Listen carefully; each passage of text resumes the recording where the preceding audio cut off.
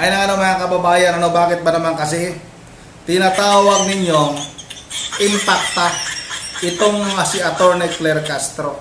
Bakit ba naman kasi nagpapaniwala kayo sa mga pinagsasabi nitong si Senadora Amy Marcos na mayroon niyang ICC din sa loob ng Malacanang? Ayan tuloy ngayon mga kababayan.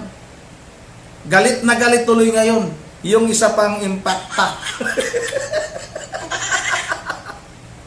Pero bago tayo magpatuloy sa ating pag-usapan, ako muna ibabati ng magandang gabi sa ating mga subscribers, sa ating mga viewers. Maraming salamat sa inyong suporta. Shout out sa inyong lahat! Yun ang mga kababayan, itong, ano bang tawag nito? Kasi maliit ito eh. Dapat impactita. Kasi mas maliit itong si Jam Magno mga kababayan. Hindi natin pwedeng tawagin itong impacta kasi yung impacta medyo malaki yun.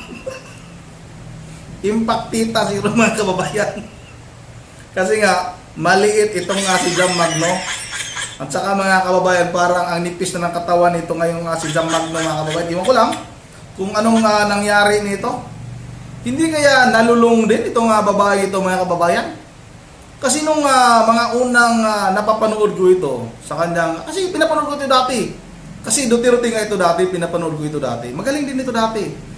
Kaso nga lang, parang nilamon din siguro mga kababayan, gumagamit din siguro ng utot ng demonyo, kaya nagkaganito yung kanyang itsura.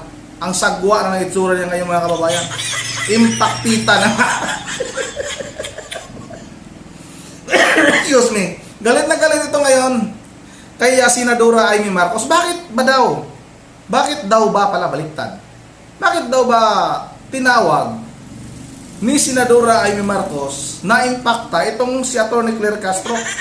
Dapat niya daw excuse me, ang impacta daw itong si Senadora Amy Marcos mga kababayan.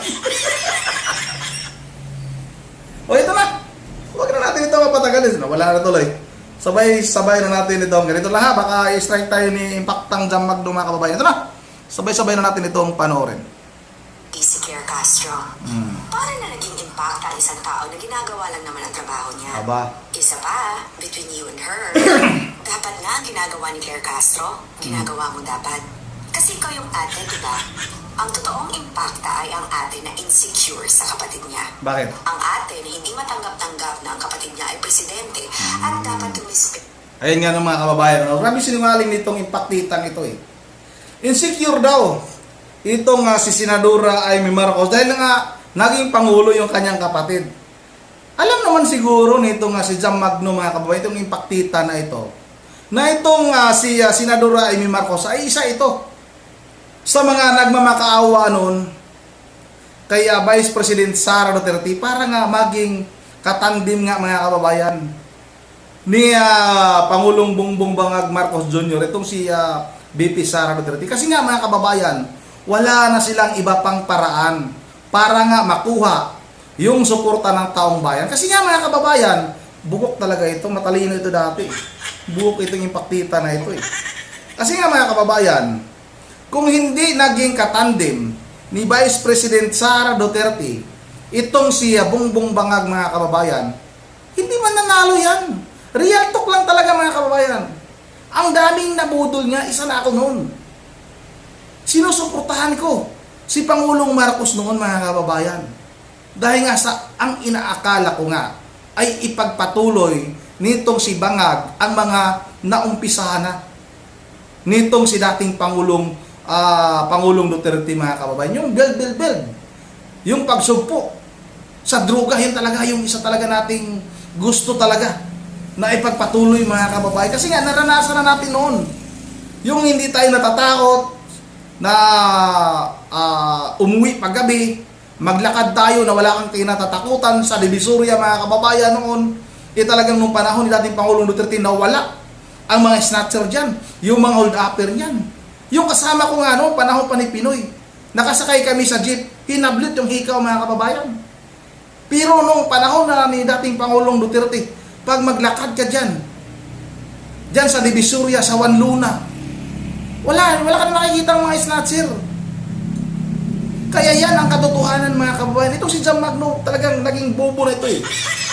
naging bugok na ito dahil nga siguro sa paggamit, mga kababayan, ng pinagbabawal na gamot. Nakakabubo talaga yan.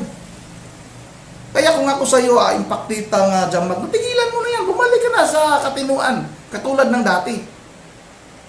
Isang malaking kasinungalingan, mga kababayan, itong sinabi ni Jam Magno, na insecure itong si Senadora Amy Marcos sa kanyang kapatid. Ito si Senadora Amy Marcos niya. Ang totoo talagang nagmamakaawa pa nga daw siya kay BP Sara Duterte para nga maging katandim itong si Pangulong Marcos. Kaya nga noon, mga kababayan, marami ang nagalit din kay Senadora Amy Marcos dahil nga parang ginagamit ni Senadora Amy Marcos si Vice President Sara Duterte para maging Pangulo itong si Bangag, mga kababayan. Sige, papatuloy natin ito. Asa na yun? Asa na? Nawala. Tika lang. Asa na? Yan. Ito siya sa administrasyon nito. Hindi yung ikaw na nga dapat ang ate, ikaw na nga dapat ang maninerbisyo sa kapatid mo. Mas ikaw pa gumagawa ng problema. Yan ang totoong impacta. Impactang mukhang mangga. Impactang mangga. Leave Claire Castro alone. Kasi kung impacta siya, mas ka at kaibigan mong mas impacta. Pero walang opinyon sa Pax Silica. Tapos gusto nyo, siya president kasi ikaw yung vice? Pass sa mga impacta. Ingat! Oh yes, of course. Yan na mga kababayan, si Impactitang Jam Magno. Inamin din naman niya, mga kababayan, na impacta din itong si Atty. Claire Castro. Inamin din naman niya na impacta daw talaga itong si Atty. Claire Castro. Pero nga, mas impacta pa daw itong si Senadora Marcos. Gusto rin Jam Magno, mga kababayan, na magkomento itong si Vice President Sara Duterte sa Pax Silica. Ano bang makukuha ni Vice President Sara Duterte kung magkomento siya noon? Hindi naman pa mapakinabangan ng taong bayan yun. Yung 10 feet na racket, mga kababayan, iba palipad sa kalawakan. Tapos pagdating doon sa mga ulap, mga kababayan, baka hindi pa makarating doon sa pinakataas na inakyat ng eroplano, mga kababayan, sa sabog daw. Gagastos lang, mga kababayan, tapos wala din namang palang kwenta. 10 feet lang yung ano. Mabuti pa magpalipad na lang kayo ng kwitis. Tapos sa Korea pa gagawin, mga kababayan. Hindi na kailangan magkomento si BP Sara Duterte. Tama lang sinabi ni BP Sara Duterte. Ano yung Pax Silica? Para saan yun? Anin ba yun? Mapakinabangan ba ng taong bayan yun? Ikaw, Impactitang Jam Magno, huwag mo nga paglulukuhin ang taong bayan. Huwag nyo nga kutyain yung mga salita ni BP Sara Duterte. Mas ka kutya-kutya yung inyong Pangulo. Dahil kung magsalita, tatatawa. Utang lang yan.